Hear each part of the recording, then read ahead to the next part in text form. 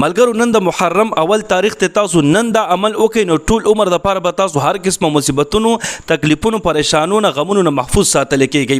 نو عمل بالکل آسان ترین عمل دی، صرف نن کول د زمي عزتمندو خو ټول عمر د پاره به بیا تاسو د مصیبتونو تکلیفونو نه محفوظ ساتل شي. صحیح شو؟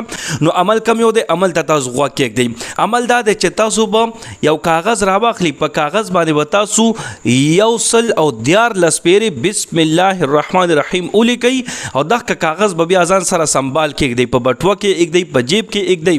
نو چې دغه کاغذ تاسو سره موجود وي کنه، هغه کاغذ چې کوم باندې تاسو 114 پیری 113 واري بسم الله الرحمن الرحیم لیکلی وي کنه او دا تاسو ځان سره سنبال کړی وي، نو الله رب العزت په تاسو د هر قسم مصیبتونو تکلیفونو بیمارونو پریشانونو مصیبتونو نه محفوظ ساتي. صحیح شو؟ دا عمل چې دی مفتی شفیع رحمت الله علیه لیکلی د زموږ عزتمندو ډیره اوچته هستی د مفتی شفیع رحمت الله علیه هغه دا عمل ښودلی دی.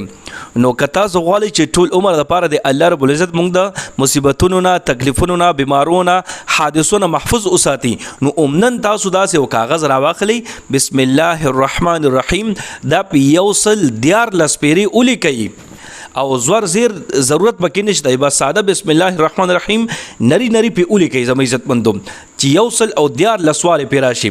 او دغه کې نه بیا که تاسو تعویض جوړوئ بیا هم صحیح ده، او که په بټوه کې ایږدئ یا په پلاستیک کې ایږدئ، چې هرې طریقې سره ځان سره سنبالول شي، خو دا ځان سره سنبال کوي. نو چې تر کوم وخته پورې تاسو سره دا کاغذ موجود وي، تر هغه وخته پورې به الله رب العزت تاسو د هر قسم حادثو مصیبتونو تکلیفونو نه محفوظ ساتي. صحیح شو؟ نو په دې باندې په خپل هم عمل وکړئ او نور مسلمانانو سره دا ویډیو زر زر شیر کړئ زموږ عزتمندو، چې هغوی زر تر زره دا عمل نن وکړي او تاسو د هغوی دعاګانې کوي. الله رب العزت مو خوشحاله آباد ساته. دعاګانې کوئ، دعاګانې به کوو.